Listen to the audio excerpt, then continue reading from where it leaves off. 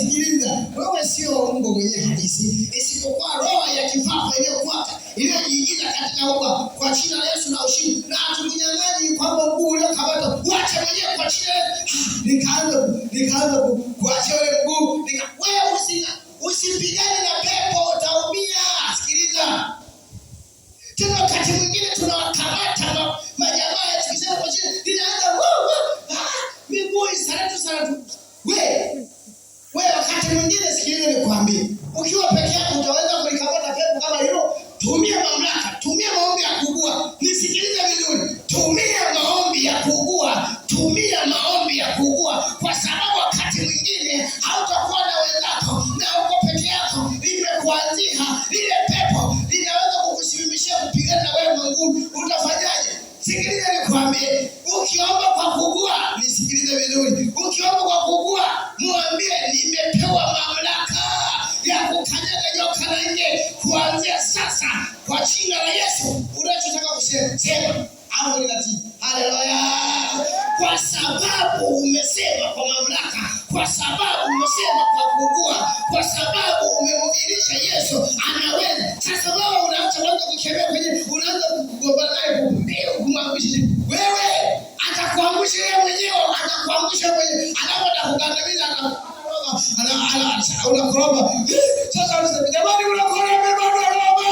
Wewe ni haibu. Piga Yesu makofi kwa sababu ya kumua haibu. Sikiliza.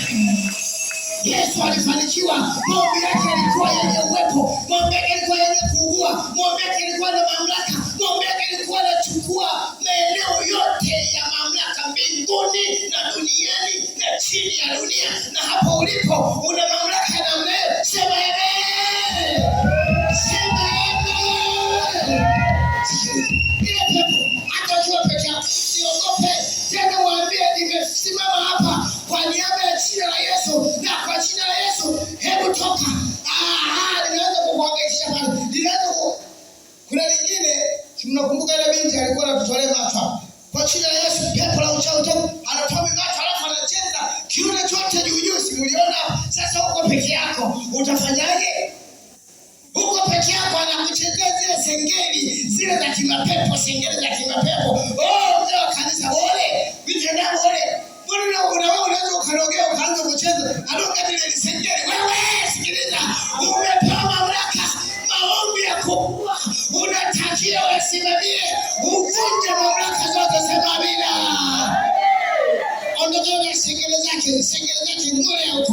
Mwambie sikushiki. Tena mwambie kabisa, na kutangazia kwa mamlaka niliona, sitaki nikushike na sitaki niendelee kuomba zaidi ya dakika 5. Nasema Baba wa mbinguni, neno lako lidhihirike na uwepo wako udhihirike kwa jina la Yesu. Na ng'oa roho hii, ing'olewe roho hii, aitoke iende ambapo kama nyingine. Nataka nikuambie uwezekano upo, ila tu wewe umethibitisha uwepo wa Mungu upo. Sema amina.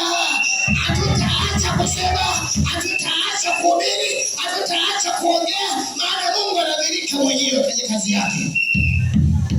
Ukishindwa kuamini wewe, Yesu mwenyewe anajithibitisha.